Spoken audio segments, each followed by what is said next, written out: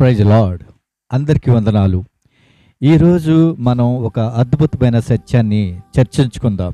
మిత్రులారా, మీ ఇంటిని వెలిగించడానికి మీరు దీపాలు వెలిగిస్తారు, కానీ మీ జీవితాన్ని వెలిగించే ఆ అంతరంగం దీపం ఎక్కడుందో మీకు తెలుసా?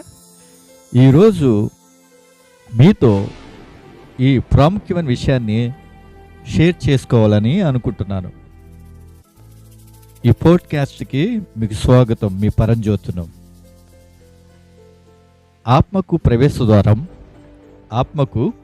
ద్వారం దేవుని వాక్యం సెలవిస్తుంది. మత్తయి సువార్త 6వ అధ్యాయము 22వ వచనము. శరీరానికి కన్నే దీపం. అవును, మీ కన్ను కేవలము చూడ్డానికే కాదు, అది మీ ఆత్మలకు వెళ్ళే ఒక ద్వారం. మీరు దేనిని చూస్తున్నారో అదే మీ హృదయంలోకి వెళ్తుంది. మీరు దైవికమైన వాటిని చూస్తే మీ ఆత్మ వెలుగుతుంది, ప్రకాశిస్తుంది. వెలుగు మరి చీకటి మధ్య తేడా ఒక క్షణం ఆలోచించండి. ఒకవేళ మీ ఇంటి కిటికీలు మురికితో నిండిపోతే బయట సూర్యరశ్మి ఎంత ఉన్నా లోపలికి వెలుగు వస్తుందా? రాదు.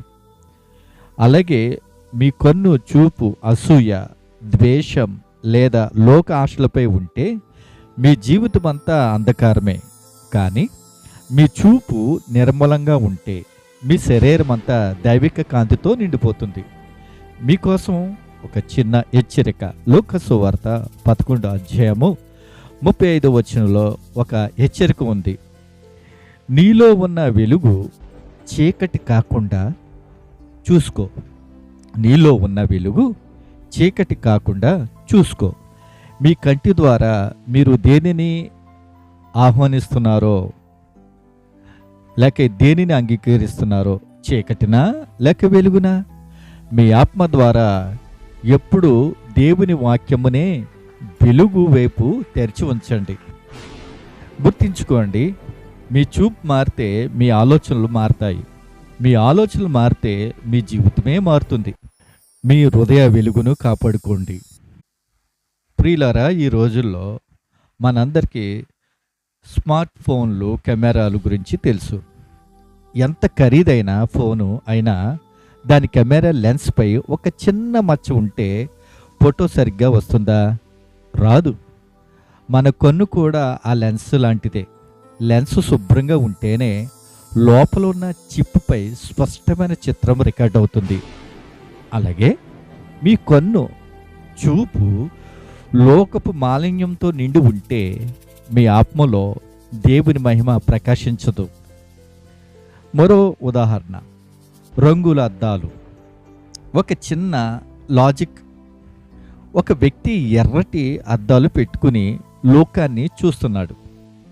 అతనికి లోకమంతా ఏ రంగులో కనిపిస్తుంది? అవును, ఎరుపు రంగులో కనిపిస్తుంది కదా. లోకం మారలేదు, కానీ అతను చూపే విధానం మారింది.